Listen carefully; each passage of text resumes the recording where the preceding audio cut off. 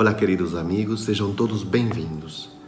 Estamos começando mais uma tarefa de divulgação da nossa doutrina espírita e, como é de costume, começamos sempre com uma breve leitura do Evangelho. Neste caso, será no capítulo 5, o item 23, os tormentos voluntários.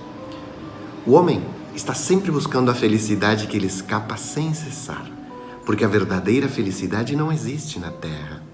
Entretanto, apesar dos sofrimentos desta vida, o homem poderia desfrutar de uma relativa felicidade se não a buscasse nas coisas perecíveis e nos prazeres materiais.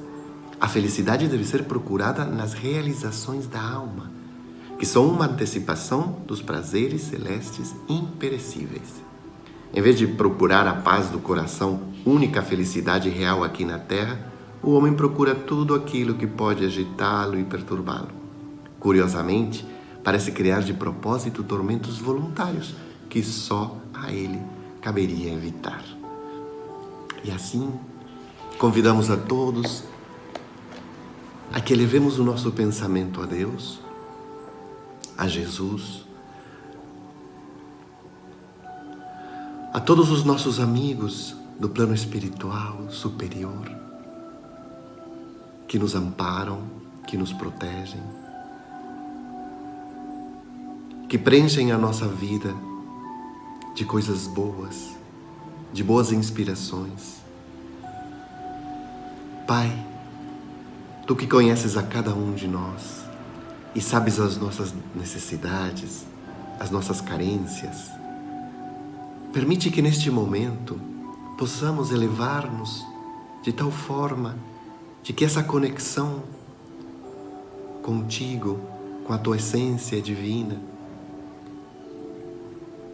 possa inundar o nosso coração com essa luz, com essa paz, e que as reflexões que vamos ouvir e ver neste momento possam permanecer em nós, possam ficar conosco o maior tempo possível, para que possamos colocá-las em prática no nosso dia a dia, desde os momentos e dos pensamentos mais profundos, mais íntimos, até aqueles momentos em que devemos praticá-las com o nosso semelhante. Abençoa, Senhor, a quem hoje fará a palestra, quem guiará nossos pensamentos em reflexões salutares, e protege a todos com a Tua divina misericórdia e a Tua divina bondade. Que assim seja, Senhor.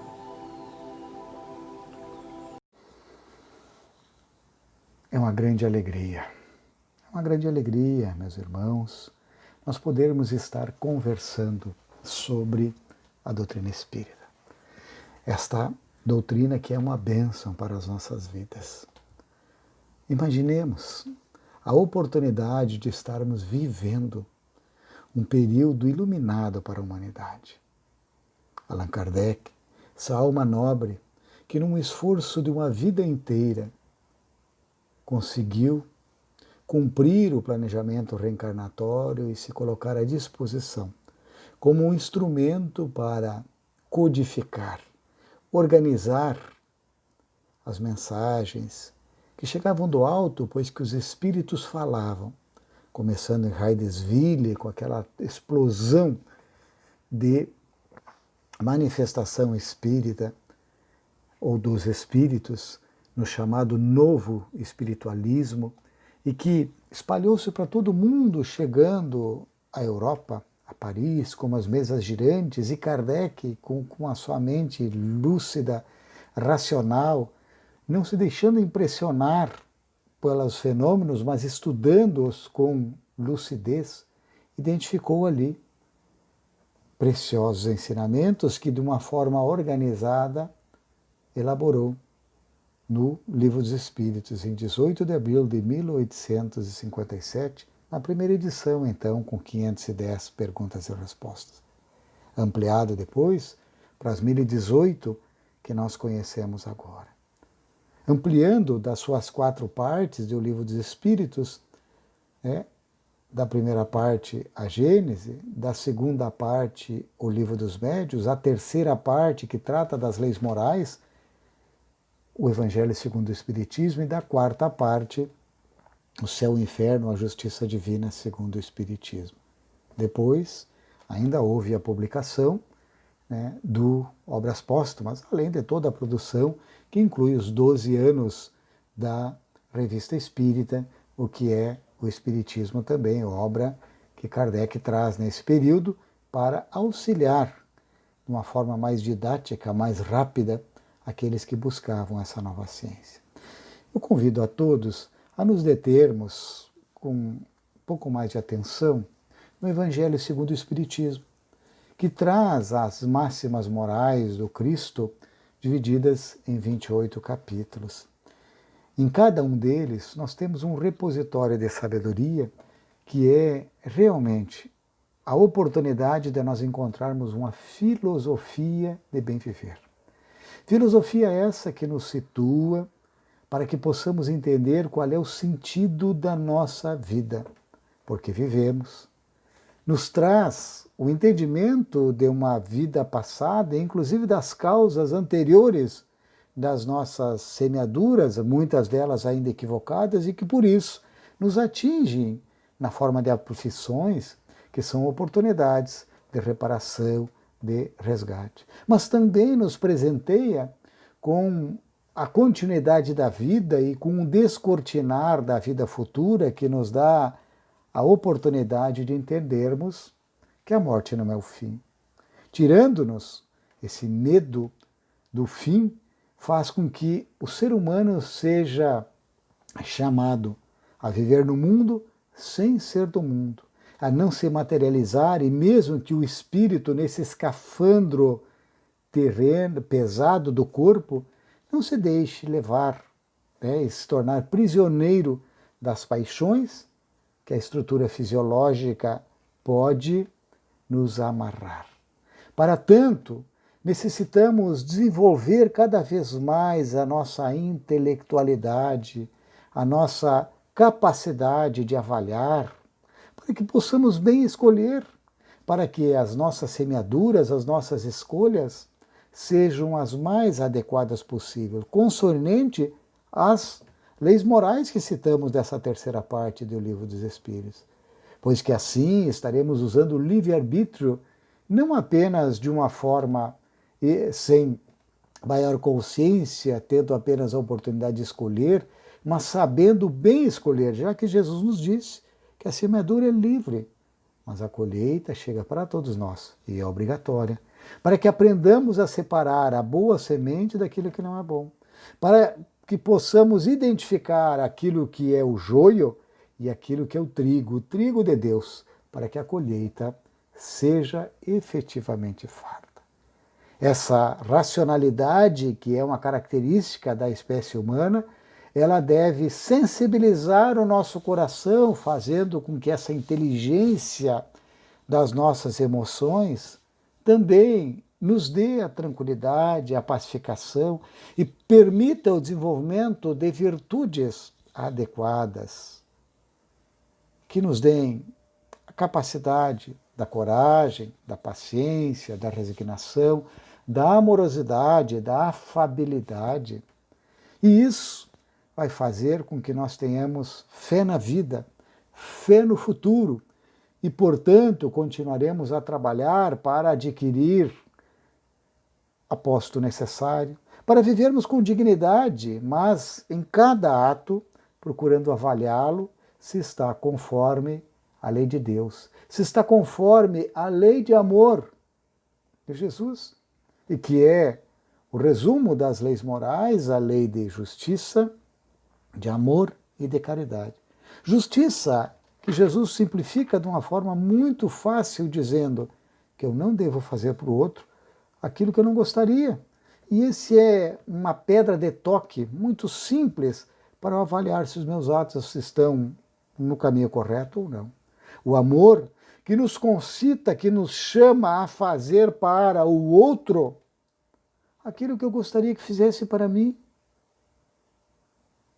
E também a caridade, Mas a caridade, conforme a entendia Jesus, que vai muito mais do que uma assistência material para aquele que tem fome, para aquele que tem frio, para aquele que tem alguma necessidade de ordem material. Mas é quando nós identificamos no nosso próximo alguém que eu posso ser dele o próximo e que eu posso identificar ações de benevolência onde eu posso ser um agente do bem para com ele. Aonde eu vou identificar o irmão que também está lutando para melhorar e que, portanto, ainda erra. Ainda tem algumas idiosincrasias, tem algumas particularidades que eu identifico como as não mais adequadas, e às vezes até por uma forma de espelhamento, porque eu vejo às vezes no outro o argueiro que eu não enxergo, que está como uma trave no meu olho. Por isso, Jesus nos recomenda, não julgueis para não seres julgados. Mas quando eu ajo com indulgência, eu identifico que o meu irmão é um espírito em evolução e assim mesmo como eu faço esforço e gostaria de ser melhor. Eu me perdoo e, portanto, em relação a esses equívocos, a essas ofensas, eu vou aprender também a perdoar aos demais. Eu vou desenvolver, talvez, aquele processo que Abigail recomenda para Paulo, quando em espírito lhe dá uma orientação que o ajuda no cumprimento da sua missão. O ama, trabalha, espera, perdoa. Ele tem um desdobramento quando nós identificamos que eu preciso amar para compreender. Eu preciso trabalhar para me reequilibrar. Eu preciso esperar, mas com fé. E eu preciso perdoar para me reequilibrar. Nesse sentido, quem se dispõe a colocar o Evangelho, e o Evangelho, segundo o Espiritismo, como uma bússola, como um repositório de sabedoria para pautar as suas ações, nós temos uma riqueza muito grande. Eu convido vocês, já que não podemos perpassar toda a obra hoje, a nos determos do capítulo 20, mais especificamente no item 5º, os obreiros do Senhor. Nós verificamos nesse momento que esse capítulo, que tem por título Os Trabalhadores da Última Hora, e lá no item 5º, onde trata dessa classe de espíritos, né? O trabalhador ou obreiro do Senhor, e é aquele trabalhador que da última hora e que procura realizar as tarefas que lhe cabe no mundo, mas com algumas diferenciações, porque ele não é um trabalhador comum. Lembremos-nos da parábola. Um senhor, né, dono de uma vinha, saiu muito cedo, na primeira hora, e a primeira hora era considerada às 6 da manhã. Quando clareava o dia, trabalhavam até 6 horas da tarde durante o período de luminosidade. E saindo a primeira hora, encontrou alguns trabalhadores num ponto de encontro, uma praça, assalariou-os dizendo, vão até a minha vinha e eu lhe pagarei 1 denário pelo dia de trabalho. E eles foram. Saiu novamente, né, a terceira hora, seria lá pela 9 horas da manhã, encontrou mais alguns, também mandou a sua vinha para que se apresentasse ao encarregado, né, o capataz, e que trabalhasse. Ele prometeu que pagaria o justo. Saiu à 6ª hora, ao meio-dia, tá? Da mesma forma, encontrou mais alguns, mandou. À 9ª hora, às 15 horas da tarde, e até saindo por uma última vez, a 1ª hora, encontrou. 1ª hora já eram às 17 horas. Encontrou mais alguns lá e perguntou, por que vocês estão aí? E os trabalhadores disseram, é porque ninguém nos assalariou. Ninguém tinha dado oportunidade de trabalho. E ele disse, vão até a minha vinha, que eu lhes pagarei o que for justo. Então, o trabalhador da última hora, nós espíritas que temos este compromisso, somos, ou é, aquele indivíduo que vai realizar as tarefas que lhe cabem no mundo com dedicação, sacrifício e amor. E o que acontece com os trabalhadores da vinha? Quando, ao final do dia, o senhor chega lá novamente na vinha e pede para o encarregado pagar-lhe, começando pelos da última hora. E pediu que desse 1 denário para cada um. Os que chegaram só às 17 horas, trabalharam, portanto, 1 hora, receberam 1 denário. Ficaram muito felizes, é lógico, né? Porque eles ganharam praticamente por 1 hora 1 dia de trabalho. Quando chamou os da 9ª hora, depois os da 6ª hora, e deu-lhes também 1 denário, eles acharam, mas isso não é justo. Nós trabalhamos mais, e os da 1ª hora diz, nós estivemos aqui ao longo do dia, enfrentamos o calor, a sede, né? Trabalhamos durante todo o dia e vamos ganhar o mesmo que aqueles que chegaram de última hora? Pois bem, que situação, né, meus amigos? O mestre disse, eu vou dar o que é justo. Me apraz dar a eles. E ele sabia, nessa interpretação, que o denário, ele permitia a alimentação da família. E alguém que trabalhava durante o dia para comer, para alimentar a sua família à noite, praticamente adquirindo o alimento, o pão, a farinha, o adequado, ele necessitava daquilo para ter a vida com dignidade. Perante a CLT moderna, é claro que não encontra amparo, mas dentro de um princípio de justiça, de atender à necessidade, à justiça de sobrevivência, ele encontra a guarida, sim. E verificamos também que aqueles que concordaram com o trabalho de receber 1 denário, se eles não tivessem visto aquela cena do que o trabalhou aparentemente um pouco menos e recebeu também 1 denário, eles talvez estivessem muito satisfeitos, porque foi o que foi acordado. Quando eles viram que os outros receberam aparente mais pela proporção de trabalho deles, aflorou um sentimento de inveja e até de egoísmo, porque eu merecia mais, já que eu fiz mais. Não foi valorizado a oportunidade de trabalho, mas virou uma inveja, e aquilo que seria motivo de muita satisfação para eles, virou uma frustração. Então, a condição para os trabalhadores da última hora, e aí nós vamos ver a qualidade do trabalho, né? Porque de repente alguém trabalhou o dia inteiro, mas e qual foi a qualidade desse trabalho? E alguém trabalhou 1 hora e talvez tenha colocado uma dedicação impressionante, e a qualidade do trabalho, o rendimento, talvez tenha até se equivalido. Mas então o trabalhador da última hora é chamado, principalmente, à constância, ao desinteresse, à boa vontade e ao esforço para cumprir o trabalho que assumir. Os bons trabalhadores se distinguem, então, por essas características de dedicação.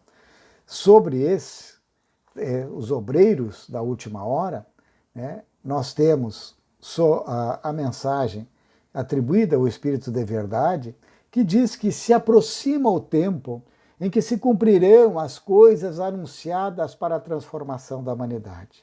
E nos lembra o Espírito de Verdade que felizes são os que houverem trabalhado no campo do Senhor, com desinteresse e sem outro motivo senão a caridade. Os seus dias de trabalho serão pagos pelo centro do que tiverem esperado. Então, meus amigos, felizes os que houverem dito a seus irmãos, irmãos, trabalhemos juntos e unamos os nossos esforços a fim de que o Senhor, ao chegar, encontre a obra acabada. Pois o Senhor lhes dirá, vinde a mim, vós que sois bons servidores, vós que soubestes impor silêncio aos vossos ciúmes e às vossas discórdias, a fim de que daí não viesse dano para a obra. Mas ainda há uma mais recomendação. Mas ai daqueles que, por efeito de suas dissensões, houverem retardado a hora da colheita, porque a tempestade virá e eles serão levados no turbilhão. Certamente chamarão graça a graça, mas o Senhor lhes dirá, por que implorais graças, vós que não tivestes piedades dos vossos irmãos, e que vos negastes a estender-lhes as mãos, que esmagastes o fraco em vez de os amparardes? Por que suplicais graça vós que buscastes a vossa recompensa nos gozos da terra e na satisfação do orgulho. Já recebestes a vossa recompensa, tal qual a quisestes. Nada mais vos cabe pedir. As recompensas celestes são os para que não tenham buscado as recompensas da terra. Nós verificamos também, meus amigos, um outro capítulo que tem ligação numa outra obra com esta reflexão deste momento sobre os obreiros do Senhor. Se encontra nessa obra, Tormentos da Obsessão. No capítulo 22º, que é o fecho desse relato do Hospital Esperança, criado por Eurípides Barçanufo, o missionário de Sacramento, em Minas Gerais, que, ao desencarnar, identifica que os espíritas, muitos, não estão desencarnando bem. E, nesta obra, ele vem relatar aqueles que estão sendo socorridos ao Hospital Esperança e trazendo para nós o relato das suas trajetórias, até como uma forma de alerta. Porque o objetivo, nos falam os benfeitores amigos, desta lei de causa e efeito, em que eu preciso identificar o sentimento, a intenção profunda nas minhas ações, para que eu possa, então, fazer uma semeadura livre, mas colher, e colher em abundância, pois que para isso Jesus veio e nos deixou o seu legado, a mensagem, e agora, através da doutrina espírita, o Consolador prometido. Então, é preciso nós disciplinarmos e educarmos, orientar e para que o nosso espírito se liberte das amarras que ainda nos prendem aos primarismos. Lembremos-nos, meus amigos, e nós que nos consideramos ou nos colocamos à disposição para servir, pegando a nossa charrua e não olhando para trás. Nós que, como Saulo, quando cai do cavalo, identifica a luminosidade e a presença de Jesus, já dizemos: Senhor, sou muito pequeno, tenho muitas fragilidades, tenho muitas dificuldades, mas eu tenho uma vontade muito grande de ter a felicidade possível, a consciência tranquila, de fortalecer a fé no futuro. Eu vou continuar lutando dia a dia para manter a posse do necessário e viver com dignidade. Mas me ajuda, Senhor, me ajuda.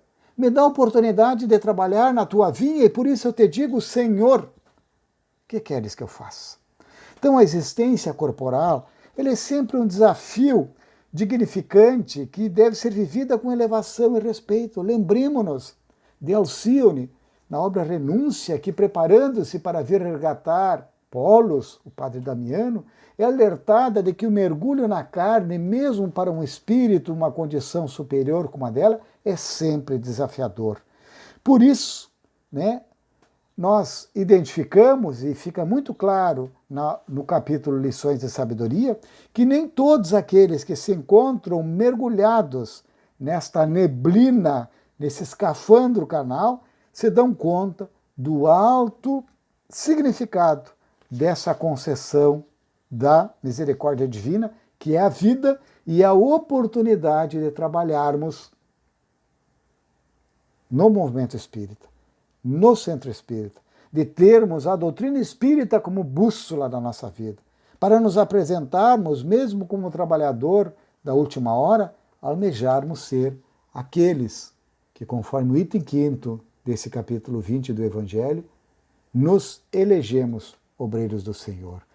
É importante nós identificarmos que na jornada do trabalhador, aquele que se dedica a colocar a doutrina espírita na sua vida, vão surgir muitos desenhos, muitas oportunidades de exercícios, de vivências de autoaprimoramento, de autoiluminação mediante a oportunidade de serviço no bem, que vai nos concitar ao sacrifício das paixões, vai nos concitar à renúncia, porque conforme diz Joana de Ângeles, a dor da renúncia é muito menor, porque ela é voluntária, eu escolho até onde eu renuncio, do que a dor do arrependimento, e que uma vez feito, eu preciso reparar. E como bom gaúcho, né, no ditado popular diz, não adianta só chorar sobre o leite derramado. Eu tenho que cuidar. Às vezes eu tenho que ficar ali junto, para que ele não ferva, porque depois que ferveu, virou tudo, eu tenho que reparar e organizar, e às vezes é muito mais trabalhoso.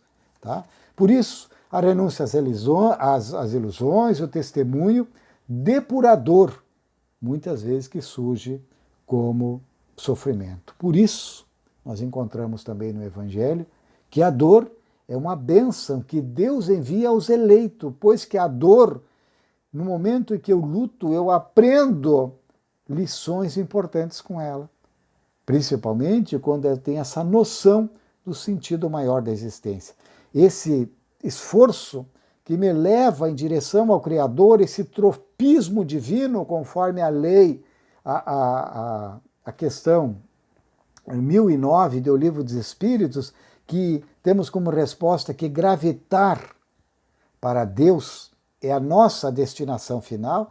Então esse tropismo divino nos atrai e fascina, ele é poderoso, ele é absorvente, e esse processo, que é a libertação do espírito, é às vezes penoso e sempre vai nos exigir suor, trabalho e às vezes lágrima para suportarmos a dor que nos ensina, a dor que nos permite reparar e expiar o passado. Quando nós nos encontramos esse esforço, às vezes de renúncia, sempre nós vamos ter o apoio de almas nobres que vão nos auxiliar a que possamos, evoluindo, desfrutarmos desta condição de consciência tranquila, de serenidade, quando completamos esse processo de aprendizado na Terra. Lembremos-nos que quando trabalhamos pelo bem, há necessidade de planejamento, de estratégia, de estudo, pois que a obra do bem, e do bem em nós mesmos, precisa de disciplina, disciplina e disciplina, de perseverança, precisa de coragem, porque ela não é realizada de improviso e nem vai surgir de um momento para outro, é uma obra continuada. É quase que como uma escada, degrau para degrau. Eu aprendo, vem a prova, eu sedimento, eu conquisto, surge um novo desafio e assim eu vou indo. Tá? Por isso, o obreiro do Senhor precisa ser munido de muito esforço, de muita perseverança e de muita dedicação. É fundamental que todo o estudo, todo o conhecimento, todas que eu recebo dos livros, das conversas, dos grupos de estudos, das lives, dos vídeos, de todo o conhecimento que chega até nós, ele vai gradativamente fazendo com que haja um desenvolvimento moral e espiritual do ser. E na medida em que eu conheço mais, eu me responsabilizo mais. Porque quanto mais eu sei, né, mais responsabilidade eu tenho. Então, a nossa responsabilidade de agir moralmente, a nossa responsabilidade de maturidade espiritual cresce na razão daquilo que nós assimilamos.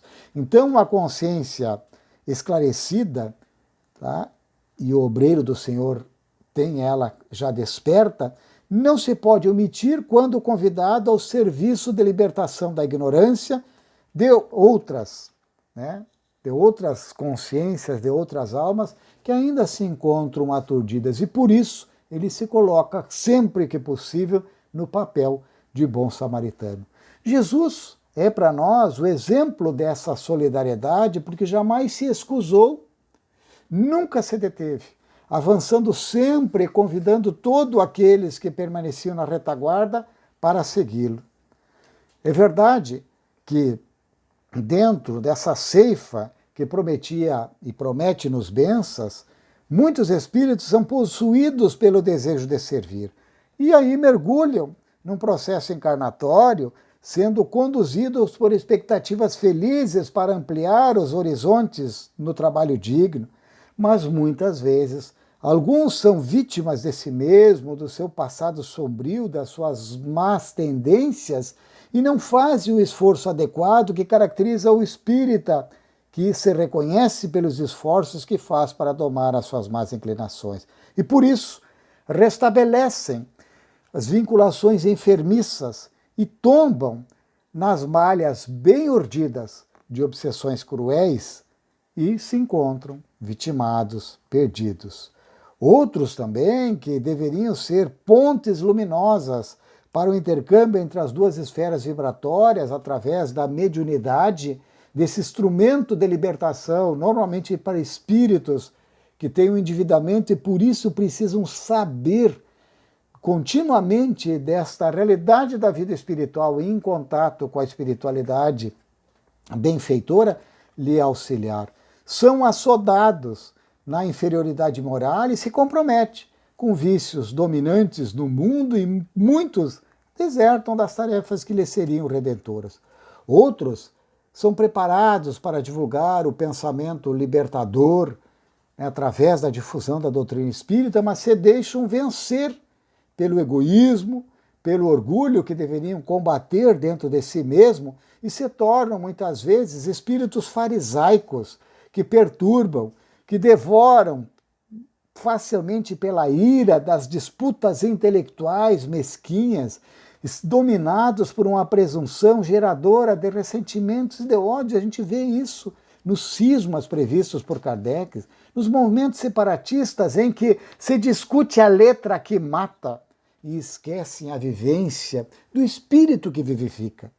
Que estão fazendo, vamos nos perguntar, aqueles que nos comprometemos em amar, em nos ajudar reciprocamente, fortalecendo as certezas da imortalidade do Espírito e da justiça divina? A nossa consciência fica tranquila perante esse questionamento? Eu estou em paz, estou fazendo o meu melhor? Sim. Eu estou vivendo conforme os preceitos do Evangelho? Se eu partisse agora, eu teria algo de que me envergonhar perante o tribunal da consciência e perante Deus? Então, como consequência, muitas vezes, dessas atitudes enfermas, muitos que tiveram e estão tendo oportunidades, estão desencarnando numa situação não muito boa. Inclusive, trabalhadores que foram chamados às lides espíritas, que deveriam estar em condições felizes, dominados pelo orgulho, pelo egoísmo, pelo sensualismo, pelas viciações e até por um materialismo, onde só se tem uma dialética e pouca vivência.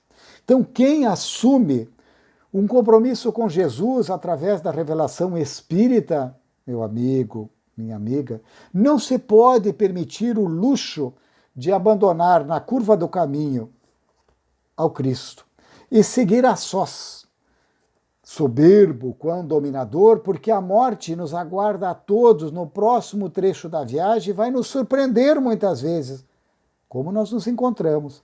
E se não nos dermos conta de que deveríamos já estar melhor, pode ser tarde, esse despertar da consciência. Então a transitoriedade e a impermanência da vida física é um convite à reflexão em torno dos objetivos essenciais da existência, do porquê vivemos, para que possamos dar um propósito para a nossa vida e conforme os estudiosos da inteligência espiritual, Dana Zohar, Ian Marshall, Dr. Ramachandran, dizem que mais até do que eu ter um rótulo religioso, as religiões nos ajudam, nos concitam a ter boas atitudes, bons comportamentos, bons pensamentos, mas é dar um sentido e um valor para a minha vida. Vale a pena viver, vale a pena me esforçar para tornar o mundo melhor, e os espíritos que se classificam como os obreiros do Senhor reencarnaram nesse período de transição planetária para sustentar as bases do mundo da regeneração. Mundo ainda que não vai ser regenerado, mas aonde vão reencarnar aqueles espíritos que, cansados do mal, dizem: não quero mais. Eu vou seguir Jesus, eu vou seguir a lei de Deus, eu vou seguir as leis morais e vou me esforçar. Vou reparar os erros do passado, mas de agora em diante não compactuo mais com erro, com mal, com egoísmo, com orgulho, e não me quedo mais pela porta larga, pela ilusão da matéria.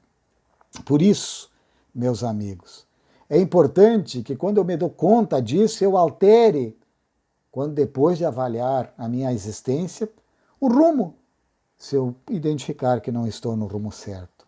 A nossa consciência, por mais que se demore, às vezes numa consciência de sono, numa consciência anestesiada, sempre vai despertar com vigor, convidando o ser, o espírito imortal, ao ajustamento moral e à regularização dos equívocos deixados no trajeto percorrido.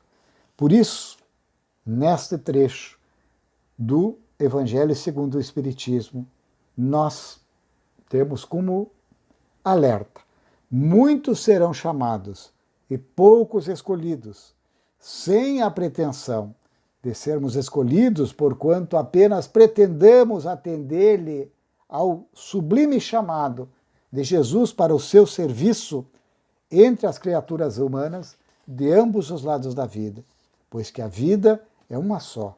É a vida espiritual que se desdobra por um momento na dimensão material e prossegue na dimensão espiritual. Almejemos a ser como os trabalhadores da vinha, mesmo que tenhamos chegado só agora à vinha do Senhor.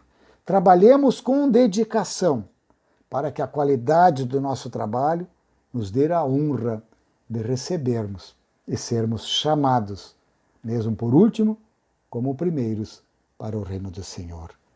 E, com a prece final que Eurípides Barzanufo faz no fecho do Tormento da Obsessão, eu os convido também a nos voltarmos novamente ao Criador, unindo-nos nesta prece, que é um comprometimento, é uma busca de ligação com a mensagem do Cristo e um comprometimento de todo aquele que é um obreiro do Senhor.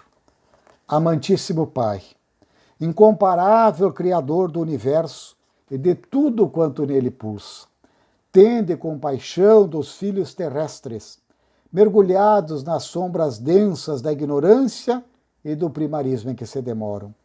A vossa excelsa misericórdia tem se consubstanciado em lições de vida e de beleza em toda parte, convidando-nos, estúrdios que somos, ao despertamento para a vossa grandeza e sabedoria divina. Não obstante, continuamos distraídos, distantes do dever que nos cabe atender.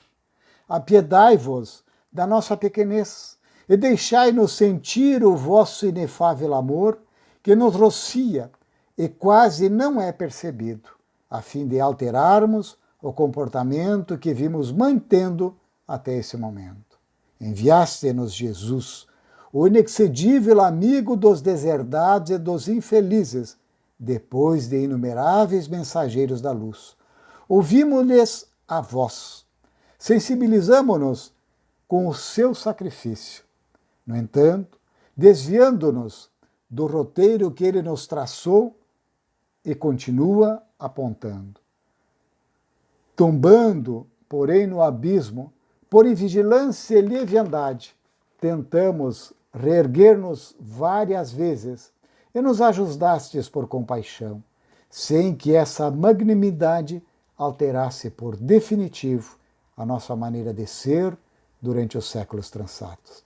Permitistes que Allan Kardec mergulhasse no corpo, a fim de demonstrar-nos a imortalidade da alma quando campeava a descrença e a cegueira em torno da vossa majestade. E também nos fascinamos com o mestre leonês. Logo depois, porém, ei-nos perdido no cipoal dos conflitos a que nos afeiçoamos, experimentando sombra e dor, esquecido das diretrizes apresentadas. Agora, no limiar da nova era que se anuncia, permiti que vossa luz imarcessível nos clareie por dentro, libertando-nos de toda a treva e assinalando-nos com o discernimento para vos amar e vos servir com devotamento e abnegação. Excelso Genitor, tende piedade de nós, favorecendo-nos com o entendimento que nos ajude a eliminar o mal que ainda se demora em nós, desenvolvendo o bem que nos libertará para sempre da inferioridade que predomina em nossa natureza. Sede, pois, louvado por todo sempre, venerando Pai. Muito obrigado pela atenção de vocês, que Jesus e os benfeitores amigos continuem a nos abençoar para que as nossas escolhas e as nossas vivências sejam dignas daqueles que almejam a contribuir na vinha do Senhor com coragem, com determinação, como um verdadeiro obreiro do Senhor. Muita paz. Pai de infinita bondade, estamos agradecidos pela oportunidade que tivemos hoje de refletir, de pensar, de usar o nosso discernimento para melhorar ou para tentar melhorar tudo aquilo que devemos transformar em nossa vida. Que estas palavras, que estas reflexões possam permanecer com cada um de nós em forma de luz, em forma de saúde, em forma de paz. Que a tua divina bondade se espalhe por tudo aquilo que tu criaste e que teus filhos aqui, tão necessitados do teu amor e da tua paz, possamos seguir em frente com a esperança, com a certeza da tua presença, da tua força na vida de cada um de nós. Muito obrigado, Senhor, e que essa paz fique com todos nós, hoje e sempre.